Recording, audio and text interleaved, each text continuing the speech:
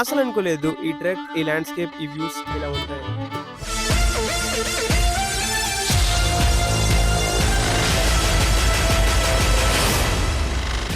నమస్ಕಾರ.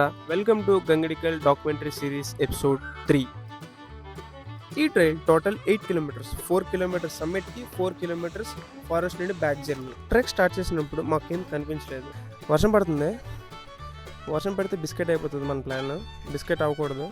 వర్షం పడకుండా ఉంటే మనం వ్యూ అనేది అంతా క్లియర్గా చూడొచ్చు, లేకపోతే చూడలేం. ఫుల్ ఫాగ్, మిస్ట్, లో క్లౌడ్స్. హానెస్ట్లీ నేను పెట్టుకున్న ఇమాజినేషన్ కంప్లీట్గా వేరే లెవెల్. స్టార్టింగ్ నుంచే ఫుల్ వ్యూస్, ల్యాండ్స్కేప్స్ అవి ఉంటాయి అనుకున్నా.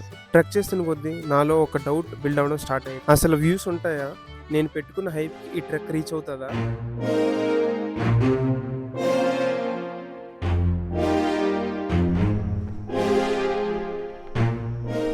ఈ గ్యాప్లో లీచ్ ఎక్కిపోయింది ఇక్కడ.